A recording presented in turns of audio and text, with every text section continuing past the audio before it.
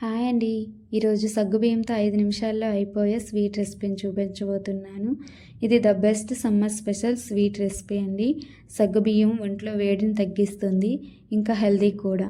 ముందుగా ఒక గిన్నెలో ఒక కప్పు సగ్గుబియ్యం తీసుకొని ఒకసారి కడిగి ఒక కప్పు నీళ్ళు వేసి ఒక గంట సేపు నాననివ్వాలి. ఒక గంట తర్వాత స్టవ్ ఆన్ చేసి ఒక గిన్నె పెట్టి ముందుగా నానబెట్టిన సగ్గుబియ్యం మరియు కొంచెం నీళ్ళు వేసి ఉడకనివ్వాలి. ఒక గంట సేపు నానబెట్టడం వల్ల ఇవి 2 నిమిషాల్లోనే ఉడికిపోతాయండి. తర్వాత వేరే గిన్నెలో మీ స్వీట్కి సరిపడ్డ బెల్లం లేదా పంచదారను వేసుకోండి. నేను ఇక్కడ బెల్లంతో చేస్తున్నాను కనుక కొంచెం నీళ్ళు వేసి బెల్లం కరిగించి వడకడుతున్నాను. దీనివల్ల బెల్లంలో డస్ట్ ఏమైనా ఉంటే వచ్చేస్తుంది. దీన్ని మరొక నిమిషం మరగనివ్వాలి. దీనిలో చిటికెడు ఉప్పును కూడా వేసుకోండి. మరొక ప్యాన్లో నెయ్యి వేసి డ్రై ఫ్రూట్స్ని వేయించుకొని సగ్గుబియ్యంలో వేసుకోవడమే. లాస్ట్లో కొంచెం యాలకుల పొడిని కూడా వేసి ఒకసారి కలపాలి.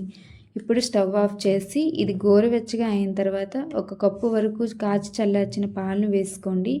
ఇలా వేయడం వలన పాలు అనేవి ఇరగకుండా ఉంటాయి. అంతే అండి, ఇది చల్లారాక ఇంకాస్త దగ్గర పడుతుంది. Thank you all.